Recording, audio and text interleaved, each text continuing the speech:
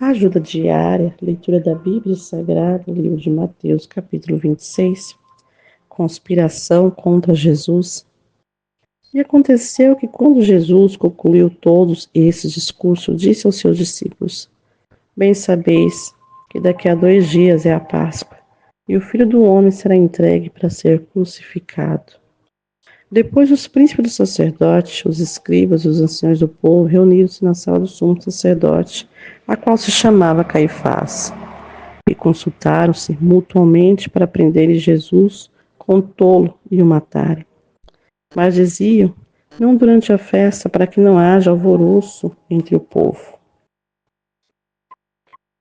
E estando Jesus em Betânia, em casa de Simão, o leproso, aproximou-se dele uma mulher com um vaso de alabastro, com unguento de grande valor, e derramou-lhe sobre a cabeça, quando ele estava sentado à mesa. E os seus discípulos, vendo isso, indignaram-se, dizendo: Por que é esse desperdício? Pois esse unguento podia vender-se por grande preço, dar-se o dinheiro aos pobres. Jesus, porém, conhecendo isso, disse-lhe: Por que afligiste esta mulher? Pois praticou uma boa ação para comigo. Porquanto sempre tendes convosco os pobres, mas a mim não me haveis de ter sempre. Ora, derramando ela este unguento sobre o meu corpo, fez-lo preparando para o meu sepultamento. Em verdade vos digo que onde quer que este evangelho for pregado em todo o mundo, também será referido o que ela fez para a memória sua. Então, um dos 12, chamado Judas Iscariotes, foi ter com os príncipes dos sacerdotes e disse: Que me quereis dar, eu vou-lo entregarei. E eles lhe pesaram 30 moedas de prata. Desde então, buscava oportunidade para o entregar. E no primeiro dia da festa dos pães ázimos, chegaram os discípulos junto de Jesus, dizendo: Onde queres que façamos preparativos para comeres a Páscoa? E ele disse: Ide à cidade, a um certo homem, e dizei-lhe: O mestre diz: O meu tempo está próximo. Em tua casa celebrarei a Páscoa com os meus discípulos. E os discípulos fizeram como Jesus lhe ordenara e prepararam a Páscoa. E chegada a tarde, assentou-se à mesa com os 12. E comendo eles, disse: Em verdade vos digo que um de vós me há de trair. E eles, entristecendo-se muito, começaram cada um a dizer: Porventura sou eu, Senhor? E ele respondendo disse: O que põe comigo a mão no prato, esse me há de trair. Em verdade o Filho do Homem vai, como acerca dele está escrito. Mas ai daquele homem por quem o Filho do Homem é traído. Como seria que esse homem não se houvera nascido? E respondendo Judas, o que traía, disse: Porventura sou eu, Rabi? E ele disse: Tu o disseste. E quando comia, Jesus tomou o pão e, abençoando-o, partiu e deu aos discípulos e disse: Tomai, comei, isto é o meu corpo. E tomando o cálice, dando graças, deu-lhe, dizendo: Bebei dele todos, porque isto é o meu sangue, o sangue do Novo Testamento, que é derramado por muitos para a remissão dos pecados. Digo-vos que, desde agora, não beberei deste fruto da vide, até aquele dia em que eu beba de novo convosco no reino de meu Pai. E tendo cantado o hino, saíram para o Monte das Oliveiras. Então Jesus lhe disse: Todos vós esta noite vos escandalizareis em mim, porque está escrito: Ferirei o pastor, e as ovelhas do rebanho se dispersarão. Mas depois de eu ressuscitar, irei adiante de vós para Galiléia. Mas Pedro, respondendo, disse: Ainda que todos se escandalizem em ti, eu nunca me escandalizarei.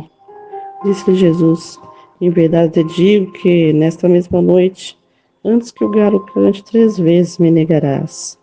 Disse-lhe Pedro: Ainda que me seja mestre morrer contigo, não te negarei. E todos os discípulos disseram o mesmo. Então chegou Jesus com eles a um lugar chamado Getsêmani, e disse aos seus discípulos: Assentai-vos aqui enquanto vou além orar. E levando consigo Pedro e os 2 filhos de Zebedeu, começou a entristecer-se e angustiar-se muito. Então lhe disse: A minha alma está cheia de tristeza até a morte. Ficai aqui e velai comigo. E indo um pouco mais para diante, postou-se sobre o seu rosto, orando, dizendo: Meu Pai, se é possível, passa de mim este cálice. Todavia, não seja como eu quero, mas como tu queres. E voltando para os seus discípulos, achou-o adormecido e disse-lhe a Pedro: Então, nenhuma hora pudeste velar comigo? Vigiai e orai, para que não entreis em tentação. Na verdade, o espírito está pronto, mas a carne é fraca. E indo segunda vez, orou, dizendo: Meu Pai, se esse cálice não pode passar de mim sem eu beber, faça a tua vontade. E voltando, achou-os outra vez adormecido, porque os seus olhos estavam pesados. E deixando-os de novo, foi orar pela terceira vez, dizendo as mesmas palavras. Então chegou junto dos seus discípulos e disse: Dormi agora, repousai, pois que é chegada a hora, e o Filho do Homem será entregue nas mãos dos pecadores. Levantai-vos, partamos, eis que é chegado o que me trai. E estando ele ainda a falar, eis que chegou Judas, um dos 12, e com ele grande multidão com espadas e varapaus, enviada pelos príncipes sacerdotes e pelos anciões do povo. E o que o traía tinha-lhe dado um sinal, dizendo que o beijar é esse, prendei-o. E logo aproximando-se de Jesus, disse-lhe: Eu te saúdo, Rabi, e beijou. Jesus, porém, lhe disse: Amigo, a que vieste? Então, aproximando-se eles, lançaram mão de Jesus e o prenderam. E eis que um dos que estavam com Jesus, estendendo a mão, puxou da espada e, ferindo o servo do sumo sacerdote, cortou-lhe uma orelha. Então Jesus disse-lhe: Embainhai a tua espada, porque todos que lançarem mão da espada, a espada morrerão. Ou pensas tu que eu não poderia agora orar a meu Pai, e que ele não me daria mais de 12 legiões de anjos? Como, pois, se cumpriria a Escritura, que diz que assim convém que aconteça? Então disse Jesus à multidão: Saíste como para um salteador com espadas e varapaus para me prender? Todos os dias me assentava junto de vós, ensinando no templo e não me prendeste. Mas tudo isso aconteceu para que se cumpram as escrituras dos profetas. Então todos os discípulos, deixando, fugiram. E os que prenderam Jesus o conduziram à casa do sumo sacerdote Caifás, onde os escribas e os anciões estavam reunidos. E Pedro seguiu de longe até o pátio do sumo sacerdote. E entrando, assentou-se entre os criados para ver o fim. Ora, os príncipes do sacerdote, os anciãos, e todo o conselho, buscava falso testemunho contra Jesus, para poderem dar-lhe a morte. E não achavam, apesar de se apresentarem muitas testemunhas falsas, não achavam. Mas por fim chegaram 2 testemunhas falsas. Ele disse, eu posso derrubar o templo de Deus e edificá-lo em 3 dias. E levantando-se o sumo sacerdote, disse-lhe: Não responde coisa alguma ao que esse depõe contra ti? Jesus, porém, guardava silêncio. E insistindo o sumo sacerdote, disse-lhe: Conjuro-te por Deus vivo que nos diga se tu és o Cristo, o Filho de Deus. E disse-lhe Jesus: Tu o disseste.